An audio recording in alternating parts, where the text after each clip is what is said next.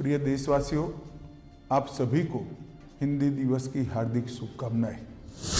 इस वर्ष का हिंदी दिन हम सब के लिए बहुत महत्वपूर्ण है। गृह मंत्री अमित शाह ने हिंदी दिवस के अवसर पर राष्ट्र को संबोधित करते हुए कहा कि आप हिंदी के आंदोलन को ध्यान से देखेंगे तो राजगोपालाचारी हो, महात्मा गांधी हो, नेताजी सुभाष चंद्र बोस हो, लाला लाजपत राय हो, सरदार वल्लभ भाई पटेल हो, ये सभी गैर हिंदी भाषा क्षेत्र से आते हैं।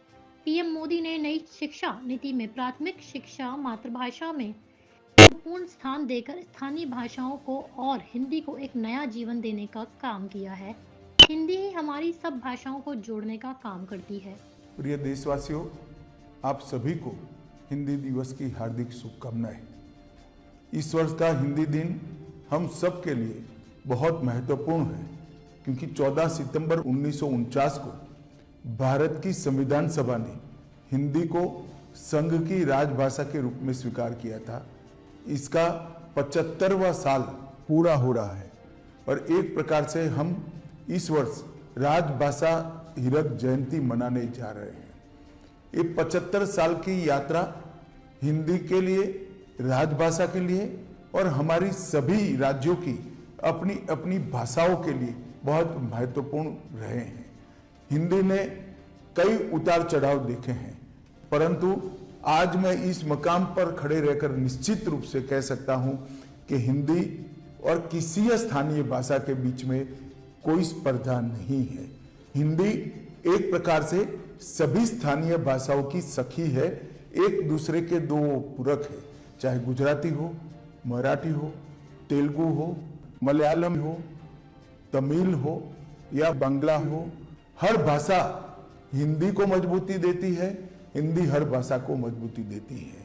और इसीलिए आप हिंदी के आंदोलन को ध्यान से देखेंगे तो चाहे राजगोपालाचारी जी हो, महात्मा गांधी हो, सरदार वल्लभ भाई पटेल हो, लाला लाजपत राय हो, नेताजी सुभाष चंद्र बोस हो या फिर आचार्य कृपलानी हो, ये सभी एक प्रकार से नॉन हिंदी भाषी क्षेत्रों से आते थे।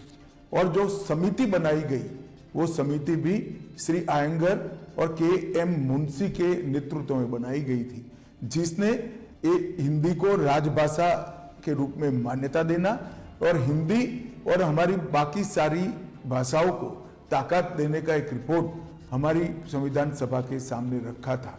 वो दोनों नेता नॉन हिंदी भाषी क्षेत्र से आते हैं और विगत 10 साल में मोदी जी के नेतृत्व में हिंदी को और स्थानीय भाषाओं को मजबूत करने के लिए ढेर सारा काम हुआ है। मोदी जी ने अनेक अंतर्राष्ट्रीय मंचों पर गौरवपूर्वक हिंदी में संबोधन देकर हिंदी के महत्व को न केवल देश, समूचे विश्व के सामने रखने का काम किया है और हमारे देश में हमारी भाषाओं के प्रति गौरव के भाव को बढ़ाया है। ये 10 साल में हमने कई सारी स्थानीय भाषाओं को मजबूती देने के लिए बहुत प्रयास किया है।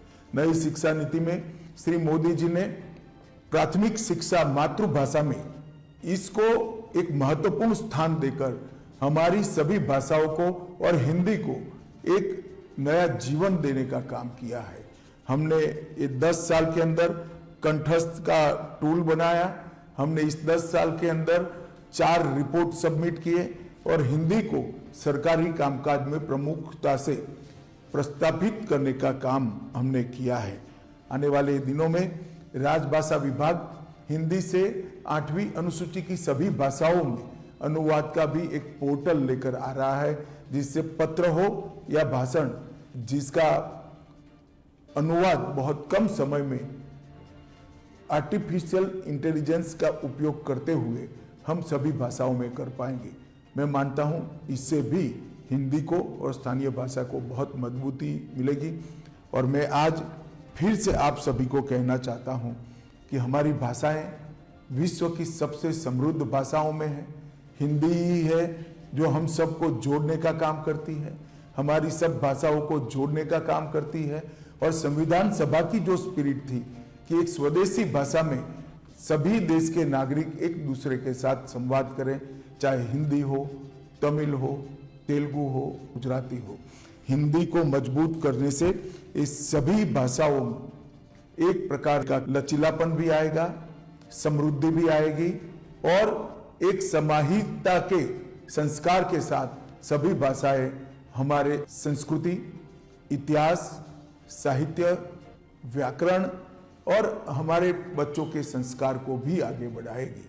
अतः मैं सभी देशवासियों को अपील करना चाहता हूं कि हिंदी दिन पर आइए हम संकल्प करें, हिंदी को मजबूत करें, हिंदी के साथ साथ हमारी स्थानीय भाषा को भी मजबूत करें और राजभाषा विभाग का जो ये काम है, ये काम को आपका समर्थन करिए।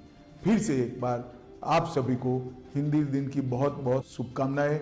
आइए हम राजभाषा को मजबूत करें। वंदे मातरम।